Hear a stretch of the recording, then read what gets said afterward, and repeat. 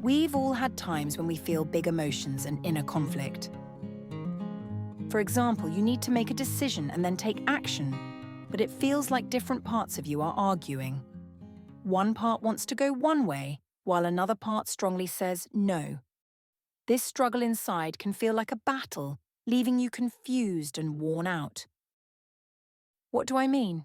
Well, imagine you're faced with an important decision, like whether to take on a new job opportunity.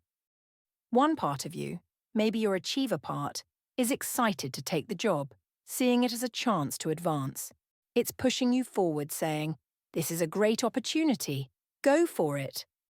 But then, another part, your fearful part, is feeling anxious. It says, "This is risky. What if you're not ready for this? What if you're going to be even more tired every day?" It's holding you back, trying to protect you from the unknown. These two parts, one wanting to move forward and the other wanting to stay safe, create an inner conflict, leaving you torn and overwhelmed. This struggle can drain your energy and make the decision feel exhausting. And this could be happening simultaneously with many different parts about many different aspects of your life. Sometimes taking a break or resting is never going to help us feel better.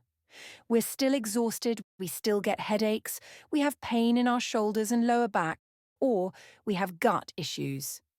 It's this inner struggle, the warring of our parts, that I believe is at the heart of many issues, because the knock-on effect of such sustained conflict is nervous system dysregulation. A dysregulation that, over time, builds up and creates chronic health issues. So, when people talk about reducing stress or building resilience, I think the core of the problem really lies in the conflict between our inner parts. And by the way, how exactly do we just reduce stress or build resilience? It is so easily said and yet so difficult to do. This is what I want to explain. The truth is, we're complex, with different parts inside us, each with its own thoughts, feelings, and needs. Instead of ignoring or fighting these parts, we need to understand and work with them. That's where internal family systems can help. Internal family systems is based on the idea that our minds are made up of different parts, each with its own distinct personality, emotions, and roles. These parts can be thought of as subpersonalities, and they're all trying to help us in their own way. Then there's the self, which is the core of who we are, our true essence. The self is compassionate, curious, and confident, and it is the true and undiluted form of ourselves. Think of your mind as a car, and the passengers are different parts of you. Sometimes, one of these parts starts backseat driving, causing distractions, doubts, and confusion. They might even push your true self out of the driver's seat and take over. That's what we call blending. For example, you might have a critic that's always judging, a perfectionist who doesn't know when to stop, or a caretaker focused only on helping others. These parts all compete for attention and often get stuck in knee-jerk responses. But it's your true self that needs to be driving the car, listening to the parts in the back seat, letting them share their opinions in useful ways, and guiding everyone to work together in harmony. My breakthrough moment?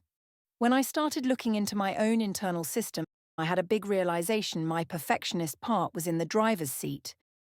It was running the show both at work and at home, constantly pushing me to do more and make everything perfect. This showed up in my body as rumination, anxiety, and overwhelm. I was extremely stressed, my nervous system was out of balance, and I was burnt out.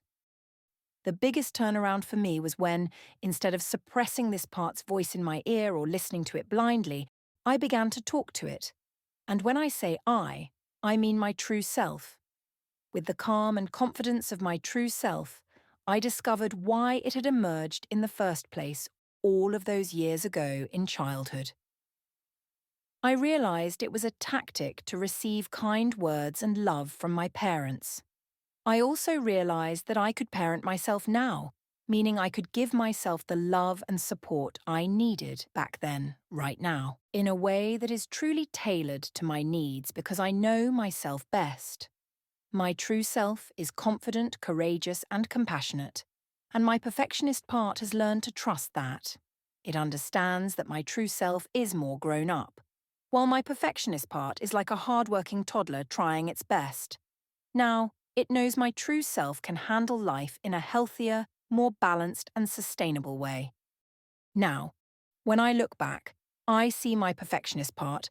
She is in the back seat, sitting safely in a child's seat with her seatbelt on. She's safe, and she feels safe. Sometimes she naps, and other times she tries to climb into the passenger seat.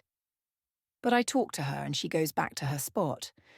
Sometimes she just talks to me kindly from her seat and says things like, "You know, so-and-so is special to us, so why don't we go the extra mile with this gift and make it perfect?" And honestly, I agree with her. Embracing your inner parts can be a powerful catalyst for bringing more energy into your life, for calming your nervous system, and for achieving the goals that you set out for yourself. Some days, it truly feels like a superpower. For example, the restless part that I have is now deeply understood and feels safe, so I can sit and write for a long time without interruption.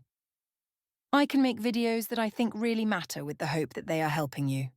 Basically, I can get things done. When you can see your parts and then understand their fears and strategies, that's when you can help them with your true self, meaning you can integrate them and begin to heal. This allows you to make better decisions, live a more authentic life, and access your full potential. Understanding your inner self is key to living a life that truly reflects who you are, as opposed to having behaviors that are unconscious or on autopilot. Remember, self-discovery is a journey, and it's important to take it one step at a time, because that's how learning happens. As you continue on your own path, I encourage you to share your experiences in the comments below.